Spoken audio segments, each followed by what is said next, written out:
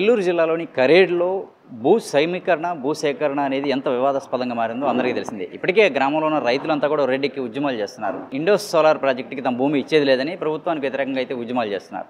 ఈ అంశంపై Aam Aadmi party Kandukur assembly నియోజకవర్గ నేతి ఉమామేశ్వర గారు అయితే అక్కడ పర్యటించి ఒక నివేదిక అయితే తయారు చేశారు.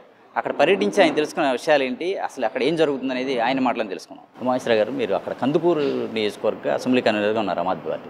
ఈ కరేడ్లో ఏం జరుగుతుంది, మీరేం గమనించారు? అంటే ఇది గత ప్రభుత్వంలోనే జరిగింది. గత ప్రభుత్వంలో భూసేకరణ చట్టం 2013 తొంగలో దొక్కి చంద్రబాబు నాయుడు గారు తెచ్చిన 2018 భూసేకరణ చట్టం ప్రకారం సామాజిక అంశాల ప్రభావం లేకుండా రైతుల దగ్గర భూమిని తీసేసుకున్న పైపెట్టిన పరిస్థితి కనపడింది. అప్పుడు ఈ ప్రభుత్వంలో వీళ్ళు రాకముందే విశ్వేశ్వరరెడ్డి అని అతని బినామీ అని చెప్పి లోకేష్ బాబు గారు మాట్లాడి చాలా ఆరోపణలు చేసి ఎలక్షన్ ముందు డబ్బులు రాగానే వీళ్ళు కూడా వీళ్ళకి గెలిచిన తర్వాత సహకరిస్తున్న పరిస్థితి.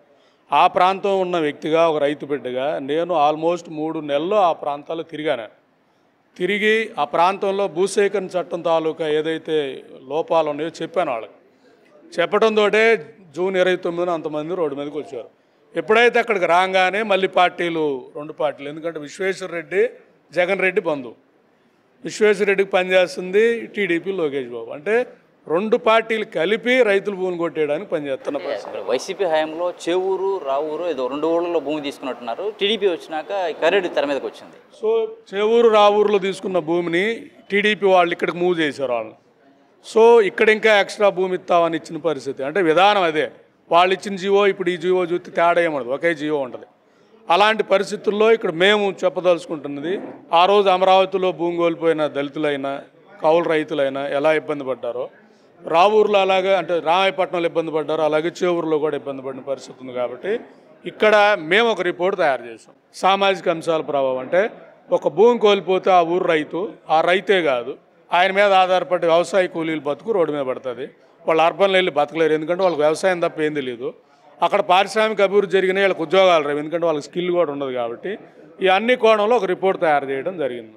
ఈ రిపోర్ట్ ప్రకారం యాజ్ ఏ చార్టర్డ్ అకౌంటెంట్గా మేము కొన్ని తీసుకున్నాం. అంటే రోజు కూలీ ఎంత, ఒకరికి 350, ఇద్దరు కలిపి 700 వస్తాయి. సంవత్సరానికి ఒక ఫ్యామిలీకి వచ్చేకి 1,70,000 వాళ్ళ అంకం. వాళ్ళు 25 ఏళ్ళు వయసు ఉంటే ఆ యువ రైతుకి 35 సంవత్సరాలు జీవించాడు కదా. అంటే ఇవన్నీ క్యాలిక్యులేట్ చేస్తే ఒక 50 లక్షలు పరిహారం, అంటే 50 లక్షల వరకు నష్టం వస్తుంది.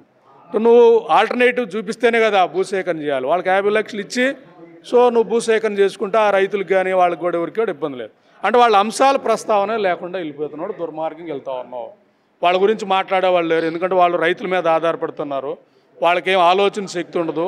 అందువల్ల వాళ్ళ గురించి మాట్లాడాల్సిన అవసరం లేదని 2 పార్టీలు కూడా భావించాయి. కాబట్టి సామాన్యుల పార్టీగా మేము సామాన్యుల పక్షాన ఉండాలని ఈ యాంగిల్లో మేము రిపోర్ట్. మీ అధ్యయనంలో ఎంతమంది వ్యవసాయ కూలీలు ఉండొచ్చు అక్కడ ఉపాధి పొందుతున్నారు? ఆల్మోస్ట్ అక్కడ అసలు వ్యవసాయమే కౌలు రైతులు, భూమి ఉన్న రైతులందరూ కూడా బయటకు వెళ్ళిపోయిన పరిస్థితి. 70% కౌలు రైతులు దాని మీద ఆధారపడ్డ వ్యవసాయ కూలీలే ఆ ప్రాంతాల్లో ఉన్న పరిస్థితి మీరు అక్కడికి వెళ్ళి చూస్తే గమనించవచ్చు. 365 రోజులు పని ఉంటుంది. 3 పంటలు పండించుకుంటారు వాళ్ళు, కూరగాయలు కానీ, ఎందుకంటే పట్టణాల కూరగాయలు అన్నీ కూడా. వాళ్ళకి ఇప్పుడు ఉపాధి పోతే వాళ్ళకి ఆ స్కిల్ తప్ప ఏం లేదు. ఎందుకంటే చేవూరు దగ్గర ఇండోసోలో ఒక్క జాబ్ ఇవ్వలేదు, రామాయపట్నం కూడా ఇవ్వలేదు. ఆ రోజు ఇచ్చిన ప్రామిస్ ప్రకారం ఇవ్వలేదంటే ఇలా స్కిల్ లేదు. కెమికల్ ఇంజనీరో లేదా మెకానికల్ ఇంజనీరో లేదా ఏదైనా చదువుకొని ఉండాలి. ఈ రైతు ఏం చదువుకోలేదు కాబట్టి వాళ్ళు ఉద్యోగం లేక వాళ్ళు వలస వెళ్ళిపోయారు చేవూరు వాళ్ళందరూ. అదే పరిస్థితి కరేడ్లో కూడా జరిగే పరిస్థితి ఉంది. కాబట్టి మేము దాన్ని ముందే గమనించి ఒక రిపోర్ట్ తయారు చేసి మేము ఒక అంచనాకి వేసాం. ప్రభుత్వం దీని మీద పని చేయండి అంటున్నాం. ఎంఆర్ఓ కానీ లేదా రెవెన్యూ డిపార్ట్మెంట్ కానీ, మీ కలెక్టర్ గారు కూడా చదువుకున్న వాళ్ళే కదా. ప్రజెంట్ వాల్యూ ఫ్యాక్టర్ కట్టి వాల్యూషన్ సిస్టమ్, వాల్యూషన్ మెథడ్లు, ఎక్స్పర్ట్ని పెట్టి ఎన్నో వాల్యూషన్ చేస్తాం కదా. ఒక బక్క చికెన్ రైతు ఆదాయం ఎంత పోతుంది వాల్యూ చేయండి, అప్పుడు మీకు అర్థమవుతుంది భూసేకరణ చేయాలా లేదా అనేది మీకు అర్థమవుతుంది. కాబట్టి అలా చేయకుండా వెళితే మటుకు అడ్డుకుంటామని చెప్తున్నాం. అమరావతి రాజధాని విషయంలో మీరు కామెంట్ చేస్తున్నారు, దాన్ని ఎందుకు అమరావతిని ఎందుకు తెర మీద తెచ్చారు? ఇక్కడ అక్కడ జరిగిన అంశమే ఇక్కడ జరుగుతుంది. కాబట్టి అమరావతి రాజధానిలో భూమి ఏదైతే ఇచ్చారో పూలింగ్ ప్రకారం ఎవరైతే ఉన్నారో వాళ్ళు సెటిల్ అయిపోయిన పరిస్థితి. మరి అక్కడ మీకు చెప్పాలంటే పెనమలూరు కానీ ఆ ఊరు ఏదైతే ఉన్నాయి ఆడ రోజు కూలీ చేసుకునే వాళ్ళు కౌలు రైతులు వాళ్ళందరూ వాళ్ళు ఇప్పుడు ఎలా బతుకుతున్నారు? వాళ్ళకి ఏమైనా ప్రభుత్వం ఏమైనా ఉద్యోగం ఇచ్చిందా? మీరు పెట్టిన కంపెనీలు ఎక్కడన్నా ఒక్క ఉద్యోగం వాళ్ళకి ఇచ్చిన పరిస్థితి ఉందా? అంటే సామాజిక అంశాల ప్రభావం ఎగ్గొడితేనే కదా ఆ రోజు ఇక్కడ అమరావతి రైతులు ఆల్మోస్ట్ 40-50 కిలోమీటర్లు మిర్చి కోయడానికి వెళ్తున్నారు. మీరు వెళ్ళి చూస్తే తెలుస్తుంది. మీరు ఏదైతే తాడికొండ ఏరియాలో ఉన్న వ్యవసాయ కూలీలు. సో సత్తెనపల్లి దాకా వెళ్తున్నారు ఆటో వేసుకొని. మొన్న కూడా ఒక యాక్సిడెంట్ జరిగిన పరిస్థితి. సో ఆల్రెడీ ఇది ఎగ్జాంపులే కదా. అభివృద్ధి అంటే పేదోడిని సమిధులుగా చేసి వాడిని తొక్కేసి వాడిని రోడ్డు రోలర్తో తొక్కించేసి వాడికి కనపడకుండా చేసి 4 కంపెనీలు తెచ్చి 4 సాఫ్ట్వేర్ ఉద్యోగాలు తీయటం అంటే ఉన్నోళ్ళ కోసం అభివృద్ధి చేస్తున్నట్టే కదా. పేదోడిని చంపి ఉన్నోళ్ళ కోసం అభివృద్ధి చేయమని కదా భారత రాజ్యాంగం చెప్పింది. మేము పేదోళ్ళ పక్షాన వాళ్ళకి చేయండి, అలాగే అభివృద్ధి చేయండి అనే చెప్పదలుచుకుంటున్నాం. కరేడ్ అనేటువంటి పెద్ద ఇష్యూగా ఉంది స్టేట్లో. ఈ భూ సమీకరణ కావచ్చు, భూ సేకరణే, ల్యాండ్ ఎక్విజిషనే. దీనికి ఆమ్ ఆద్మీ పార్టీ ఎలాంటి సపోర్ట్ ఇస్తుంది? అక్కడ ఉద్యమం చేస్తున్నారు. సో ఇక్కడ అక్కడ నిలబడుతుంది మేమే. ఎందుకంటే 2 పార్టీలకు విడిపోయినాయి. 2 పార్టీలను ఎదిరించగలిగిన సత్తా రాష్ట్రంలో ఎవరికి లేదు. రెండోది పవర్ని విపరీతంగా ఉపయోగిస్తుంది. నన్నే భయపెడుతున్నారు. కందుకూరులో ఎలా తిరుగుతావు అన్నట్టు ఎస్ఐ మాట్లాడతారు, ఎమ్మెల్యే మాట్లాడతాడు. వీళ్ళంతా కూడా భయపెట్టే పరిస్థితి. ఈరోజు కూడా అక్కడ ఒక అజిత్ రెడ్డి అనే రైతు నాయకుడిని తీసుకెళ్లి స్మగ్లర్ కింద కూర్చోబెట్టి ఫోటో వేస్తే సాక్షి వాళ్ళు ఏం మెన్షన్ చేస్తారు? దాన్ని ఎర్రచంద్రం స్మగ్లరు, వేమిరెడ్డి మనుషుడు అని పెడతారంటే వీళ్ళిద్దరూ ఒకటే కదా. సో ఈనాడు ఆంధ్రజ్యోతులు ఏమి వేయలేదు, సాక్షులు అయితే తీశారంటే రైతుల మీద కక్ష కట్టారు. మాకున్న బలహీనత కులాల వారీగా మీ 2 పార్టీలు మేము అభిమానించడం వల్ల మీరు అది ఆసరాగా తీసుకొని కార్పొరేట్లకు పనిచేస్తూ ఉన్నారు. ఎవరు భూమి ఎవరికి ఇస్తున్నారు? జగన్ రెడ్డి బంధువు అయిన విశ్వేశ్వర రెడ్డి కోసం టీడీపీ అభ్యర్థి లేదా లోకేష్ బాబు పనిచేయడం అంటే ఇంతకు మించిన సిగ్గుమాలను చేరే రాష్ట్రంలో ఏముంటుందని చెప్పదలుచుకుంటున్నా. ఇది కదా సిండికేట్ రాజకీయం. రాష్ట్రంలో సిండికేట్ రాజకీయాలను ఎదుర్కోగలిగింది ఒక ఆమ్ ఆద్మీ పార్టీ కదా. మాకే భయం? నువ్వు నన్ను ఎంక్వైరీ చేసి మొత్తం ఏం చేసినా మమ్మల్ని మీరేం చేయలేరు కదా. అందువల్ల మేమే అక్కడ రైతులకి ఆ ఉద్యమానికి అండగా నిలబడగలుగుతాం అనేది. అందుకే మేము ఈ కార్యాచరణ తీసుకున్నామని చెప్పదలుచుకున్నాం. అభివృద్ధిని అడ్డుకుంటున్నారని చెప్పని టీడీపీ కూటమి ప్రభుత్వం. అభివృద్ధి అంటే ఏంటంటున్నా నేను అంటున్నా. అభివృద్ధి అంటే పేదోళ్ళని చంపేసి 70% ఉపాధి ఉన్న పేదోళ్ళని చంపేసి 10% 20% ఉన్న సాఫ్ట్వేరు లేదా ఉన్నత వర్గాలు అంటే నేను అనేది కులం కాదు. రిటైర్డ్ ఐఏఎస్ ఐపీఎస్ల తాలూకు పిల్లలు కూడా ఉన్నత వర్గాలే కదా. వాళ్ళ పిల్లలకు సంబంధించిన ఏదో సాఫ్ట్వేర్ జాబ్లో లేదా కెమికల్ ఇంజనీర్ జాబ్లో ఈ పేదోడు బతకబడలేదా? ఈ రైతు బతకబడలేదా? ఆ రైతు మీద ఆధారపడి వర్గాలు బతకబడి వాళ్ళందరినీ చంపేద్దామా? వాళ్ళందరినీ చంపేసి అభివృద్ధి చేస్తాం. ఏం అభివృద్ధి ఇది? నువ్వు చెప్పే అభివృద్ధి ఎవడన్నా వింటాడు కానీ చాటకుండా నేను వినలేను. నేను ఒక ఆర్థిక అంశాల మీద పుల్ పట్టున్నవాడిని. అభివృద్ధి అంటే సమగ్ర అభివృద్ధి చేయి. అందరు బాగుండాలి, అక్కడున్న ఉపాధి ఉండాలి, ఉపాధిని పెంచాలి. నువ్వు ఉపాధిని చంపేసి అభివృద్ధి కార్పొరేట్కి ఇస్తానని చెప్తావు అంటే విశ్వేశ్వర రెడ్డి అనే వ్యక్తి ఎవరు? ఎలా ఇస్తున్నావు అతనికి? అతని చరిత్ర ఏంటి? కంపెనీలు పెట్టి మూసేసిన చరిత్ర ఉన్నాడు. ఎట్టా ఇస్తున్నావు భూమి? బినామీ అని చెప్పి మళ్ళీ ఇప్పుడు నువ్వు ఎలా ఇస్తున్నావు భూమి అంటే ఏంటి? మీ ఉడుపులు ఎట్లా మీకు ఎంతెంత వస్తున్నాయి? మీ పార్టీకి నిధులు ఎందుకు ఇచ్చాడు? నిధులు ఇవ్వగానే ఆయన సాంప్రదాయ శుద్ధపూస అయిపోతాడా? ఏం మాట్లాడుతూ ఉన్నారంటే మీరు చెప్పేది ఏదైనా వింటా ఉంటే ఇది పందిని చూపించి కాదు, పంది కాదు, నంది అని మీ మీడియాలో మీరు ఓదరగొట్టుకున్నా నేతి మహేశ్వరరావు లాంటి వాళ్ళు ఉంటారు, రాష్ట్రంలో ఆలోచించే వాళ్ళు ఉంటారని చెప్పదలుచుకున్నా. 2013 భూసేకరణ చట్టం ఆధారంగా ల్యాండ్ తీసుకోండి అని చెప్పి మీరు డిమాండ్ చేస్తున్నారు. దానివల్ల ఏంటి ఉపయోగం ఏంటి అక్కడ? ఇప్పుడు 2013 భూసేకరణ ఏం చెప్పిందంటే పచ్చని పంట పొలాలు తీసుకోవడానికి అనుమతి లేదు అంటే ఇక్కడ చెవురులో నువ్వు భూమి చేయాల్సిన అవసరం లేదు కదా. అలాగే ఒకవేళ భూసేకరణ తీయాల్సి వస్తే భూమి మీద ఆధారపడ్డ వాళ్ళు కూడా చూడండి అని అంటే అక్కడ రైతు కూలీలు కానీ కౌలు రైతులు కానీ అందరి మీద కన్సల్ట్ చేయమని అంటే వాళ్ళకు కూడా ఆల్టర్నేటివ్ చూపించమని ఉంది కదా. అంటే అదే ఎత్తేసావు కదా.